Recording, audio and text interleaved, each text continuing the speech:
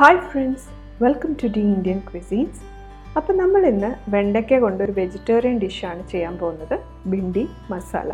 അപ്പോൾ ഇത് വന്നിട്ട് പ്ലെയിൻ വൈറ്റ് റൈസിൻ്റെ കൂടെയും ചപ്പാത്തിയുടെ കൂടെയൊക്കെ കഴിക്കാൻ നല്ലൊരു കോമ്പിനേഷനാണ്. അപ്പോൾ നമുക്കിതിനി എങ്ങനെയാണ് ചെയ്യുന്നത് നോക്കാം. ഇൻഗ്രീഡിയൻസ് നോക്കാം. അപ്പോൾ ഞാൻ ഇവിടെ വെണ്ടയ്ക്ക എടുത്തിട്ടുണ്ട്. അപ്പോൾ ഒരു 12 തൊട്ട് 15 വെണ്ടയ്ക്ക വരെ നമുക്ക് എടുക്കാം. ഇത് ഇതുപോലെ കഴുകി വെള്ളം കളഞ്ഞ് നീളത്തിൽ അരിഞ്ഞെടുക്കുക.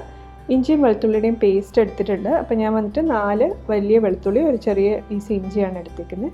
2 പച്ചമുളക് കീറി എടുത്തിട്ടുണ്ട്, നമ്മുടെ എരിവിനനുസരിച്ച് എടുക്കാം. ഒരു മീഡിയം സൈസ് സവാള പൊടിയായിട്ട് അരിഞ്ഞെടുത്തിട്ടുണ്ട്.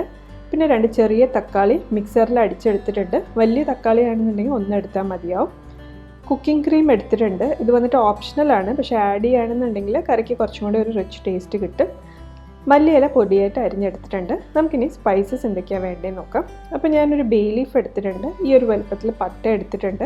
3 ഏലക്ക, 3 ഗ്രാമ്പു, 1/2 teaspoon garam masala, 1 teaspoon Kashmiri chilli powder, 3/4 teaspoon roasted cumin powder, 3/4 teaspoon മല്ലിപ്പൊടി, പിന്നെ ഒരു 1/4 ടീസ്പൂൺ മഞ്ഞൾപ്പൊടി, പിന്നെ ആവശ്യത്തിന് ഉപ്പും എണ്ണയും. അപ്പോൾ നമുക്ക് ആദ്യം പാൻ ചൂടായതിന് ശേഷം എണ്ണ ആഡ് ചെയ്ത് കൊടുക്കാം. അപ്പോൾ ഞാൻ ഒരു അല്പം എണ്ണ കൂടുതൽ ഒഴിക്കുകയാണ്, കാരണം നമ്മൾ ആദ്യം വെണ്ടയ്ക്ക ഫ്രൈ ചെയ്തെടുക്കാനാണ് പോകുന്നത്. അതിന് ശേഷമാണ് നമ്മളത് കറിയിലേക്ക് ആഡ് ചെയ്യുന്നത്. നമുക്കിനി വെണ്ടയ്ക്ക ഒന്ന് ഫ്രൈ ചെയ്തെടുക്കാം. അപ്പം ഫ്രൈ ചെയ്യുമ്പോൾ സൂക്ഷിക്കണം, കാരണം ഇതിൽ വെള്ളത്തിൻ്റെ അംശം ചെറുതായിട്ട് ഉള്ളതുകൊണ്ട് തന്നെ ചിലപ്പം പൊട്ടിത്തെറിക്കാൻ സാധ്യതയുണ്ട്. അപ്പോൾ സൂക്ഷിച്ച് ഫ്രൈ ചെയ്യുക. ഇതിപ്പോൾ ഒരുവിധം ഒന്ന് മുരിഞ്ഞ് വന്നിട്ടുണ്ട്. അപ്പോൾ ഈ ഒരു സ്റ്റേജിൽ ഞാൻ അല്പം ഉപ്പ് ആഡ് ചെയ്യുകയാണ്. ഉപ്പ് ആഡ് ചെയ്തിട്ട് നമുക്ക് 2-3 മിനിറ്റും കൂടെ ഇതൊന്ന് ഫ്രൈ ചെയ്തെടുക്കാം. ഇതിപ്പോൾ നമ്മുടെ വെണ്ടയ്ക്ക ഒരുവിധം ഫ്രൈ ആയിട്ടുണ്ട്. അപ്പം നമുക്കിതിനെ കോരിയെടുത്ത് മാറ്റി വയ്ക്കാം. അപ്പോൾ നമുക്കിനി ഗ്രേവി റെഡിയാക്കി എടുക്കാം. അപ്പോൾ നമ്മൾ ആ ബാക്കിയുള്ള എണ്ണയിൽ തന്നെയാണ് ഇനി ഉണ്ടാക്കാൻ പോകുന്നത്. അപ്പോൾ എണ്ണ ചൂടായതിന് ശേഷം ഹോൾ സ്പൈസസ് എല്ലാം ആഡ് ചെയ്ത് കൊടുക്കുക. അതിന് ശേഷം ഇഞ്ചിയും വെളുത്തുള്ളിയുടെ പേസ്റ്റ്, പച്ചമുളകും കൂടെ ആഡ് ചെയ്യുക. അപ്പോൾ എല്ലാം ഒന്ന് ചെറുതായിട്ടൊന്ന് നിറം മാറി വരുന്നവരെ നമുക്കത് വഴറ്റി കൊടുക്കാം. നമുക്കിനി ഇതിലേക്ക് സവാള ആഡ് ചെയ്യാം. അപ്പോൾ സവാള ഒന്ന് ചെറുതായിട്ട് നിറം മാറി വരുന്നവരെ വഴറ്റി കൊടുക്കുക.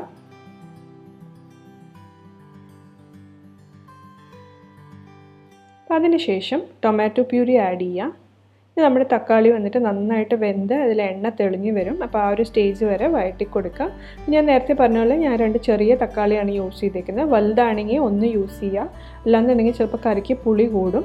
അപ്പോൾ ഇവിടെ നമ്മുടെ തക്കാളി നന്നായിട്ട് വെന്ത് എണ്ണയൊക്കെ തെളിഞ്ഞ് വന്നിട്ടുണ്ട്. അപ്പോൾ ഈ ഒരു സ്റ്റേജിൽ ഫ്ലെയിം കുറച്ചതിന് ശേഷം സ്പൈസസ് എല്ലാം ആഡ് ചെയ്ത് കൊടുക്കുക. മഞ്ഞൾപ്പൊടി, മല്ലിപ്പൊടി, റോസ്റ്റഡ് ക്യുമിൻ പൗഡർ, മുളക് പൊടി, ഗരം മസാല, ഇതെല്ലാം ആഡ് ചെയ്ത് ഒരു 2-3 മിനിറ്റ് അതിൻ്റെ ഒരു പച്ചമണം മാറുന്ന വരെ വഴറ്റി കൊടുക്കുക.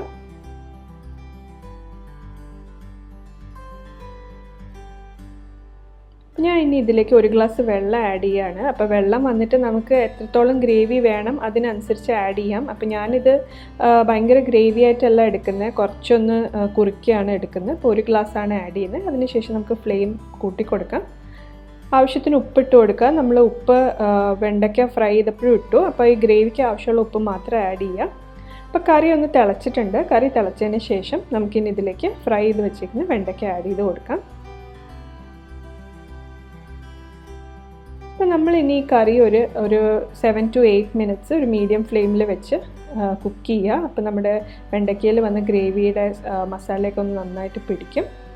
അതുപോലെ തന്നെ ഗ്രേവിയിൽ ഉപ്പിടുമ്പം വളരെ കുറച്ച് ആഡ് ചെയ്യുക, കാരണം നമ്മൾ വെണ്ടയ്ക്കയും കൂടെ ഇടുമ്പോൾ വെണ്ടയ്ക്കയിൽ ഉപ്പും കൂടെ ഗ്രേവിയിലേക്ക് വരും. അതുകൊണ്ട് കൂടാതെ പ്രത്യേകം നോക്കുക. അപ്പോൾ നമ്മുടെ ഗ്രേവി ഒരുവിധം ഒന്ന് കുറുകി വന്നിട്ടുണ്ട്. അപ്പോൾ വേണമെങ്കിൽ ഈ ഒരു സ്റ്റേജിൽ നിർത്താം, കുറച്ച് ഗ്രേവി ആയിട്ട് കഴിക്കാൻ താല്പര്യമുണ്ടെങ്കിൽ.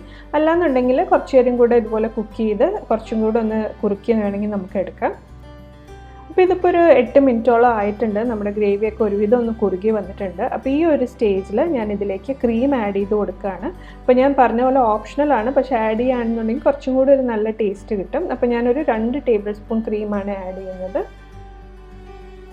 അപ്പോൾ ക്രീം ആഡ് ചെയ്തതിന് ശേഷം നമുക്കൊരു 2-3 മിനിറ്റും കൂടെ ഒന്ന് വഴറ്റി കൊടുക്കാം. അപ്പോൾ ഇതിപ്പോൾ നമ്മുടെ ഭിണ്ടി മസാല റെഡി ആയിട്ടുണ്ട്. എല്ലാം ഞാൻ നന്നായിട്ട് മിക്സ് ചെയ്തെടുത്തിട്ടുണ്ട്. അപ്പോൾ നമുക്കിനി ഫ്ലെയിം ഓഫ് ചെയ്യാം. ഫ്ലെയിം ഓഫ് ചെയ്തതിന് ശേഷം മല്ലിയില ആഡ് ചെയ്ത് കൊടുക്കുക. നമുക്ക് ഒന്നും കൂടെ ഒന്ന് വഴറ്റി കൊടുക്കാം. അപ്പോൾ ഇതിപ്പോൾ റെഡി ആയിട്ടുണ്ട്. നമുക്കിതിനെ പ്ലേറ്റ് ചെയ്തെടുക്കാം. അപ്പോൾ തീർച്ചയായിട്ടും ട്രൈ ചെയ്ത് നോക്കുക. ഞാൻ നേരത്തെ പറഞ്ഞ പോലെ തന്നെ ചപ്പാത്തിയുടെ കൂടെയും വൈറ്റ് റൈസിൻ്റെ കൂടെയൊക്കെ നല്ല കോമ്പിനേഷനാണ്. പ്രത്യേകിച്ച് വൈറ്റ് റൈസിൻ്റെ കൂടെ കഴിക്കാൻ ബെസ്റ്റാണ്. അപ്പോൾ ട്രൈ ചെയ്ത് നോക്കിയിട്ട് അഭിപ്രായം പറയുക, കമൻറ്റ് ചെയ്യുക, ഷെയർ ചെയ്യുക. Also please like, subscribe and press the bell icon four regular updates. Thank you for watching.